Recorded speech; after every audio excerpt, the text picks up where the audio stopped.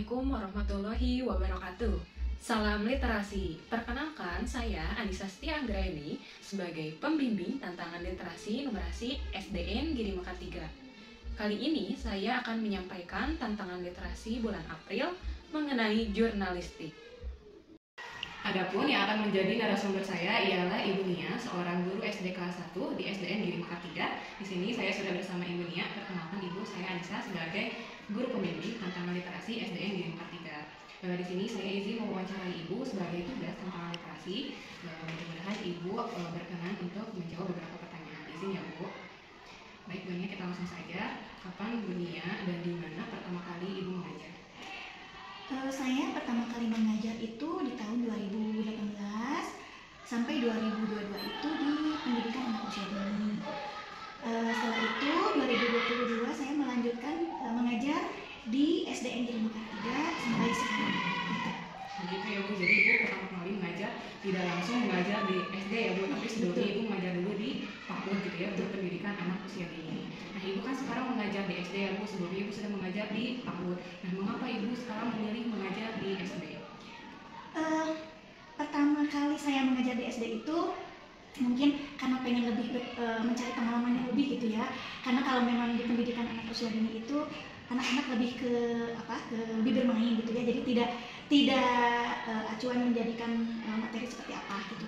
Jadi saya lebih tertarik karena mungkin lebih menantang ya, lebih tertantang untuk bagaimana sih saya akan mengeksplor pengetahuan saya di pendidikan anak usia dini ke lebih jenjang yang lebih tinggi seperti SD gitu. Saya kebetulan mengajar kelas 1 di SDGN Giri Mekar 3 itu. Dan mungkin ada suatu ke tantangan yang lebih ini lagi gitu, lebih berbeda lagi. Ya, gitu. Pasti jelas ya banyak perbedaan seperti dari PAUD sampai ke SD-nya gitu. Nah, dari berbagai pengalaman Ibu ketika mengajar dari PAUD sampai sekarang mengajar di kelas 1 SD. Nah, selama Ibu mengajar ini, siapa yang menjadi penyemangat Ibu ketika menjalankan tugas sebagai guru ini?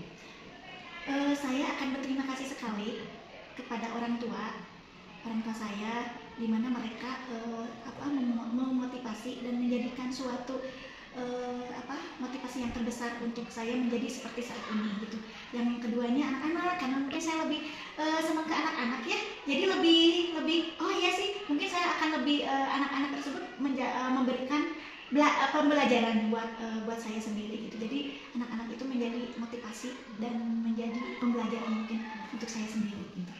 Sama seperti saya juga ya Bu, yang paling utama gitu, yang paling memotivasi yang pertama itu pastinya orang tua ya, yang kemudian yang keduanya kita setiap hari bertemu dengan anak-anak, pasti setiap harinya juga menjadi penyemangat kita gitu ya. Nah kemudian ini kan tadi sudah mengajar dari PAUD, beralih yang mengajar di kelas 1 SD, tentunya juga ada perbedaannya gitu, akan ada kendalanya masing-masing. Apakah perbedaan dan kendala tersebut gitu dari PAUD ke kelas 1 SD?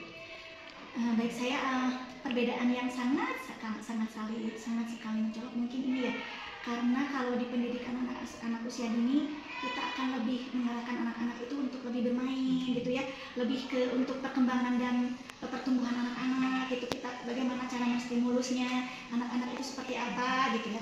Terus kalau perbedaannya di SD sekarang kita akan lebih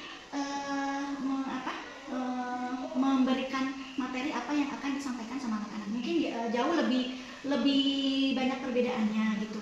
Terus ini mungkin karena ada peralihan dari PAUD ke SD gitu, mungkin akan lebih menjadi suatu tantangan bagi kita untuk memberikan hal-hal yang positif sama anak-anak. Sudah pasti jelas ya, karena masa peralihan gitu ya, dari sekolah PAUD ke SD gitu ya, tentu pasti ada perbedaan dan tantangannya tersendiri. Nah sekarang bagaimana dunia ini menghadapi berbagai perbedaan dan tantangan tersebut?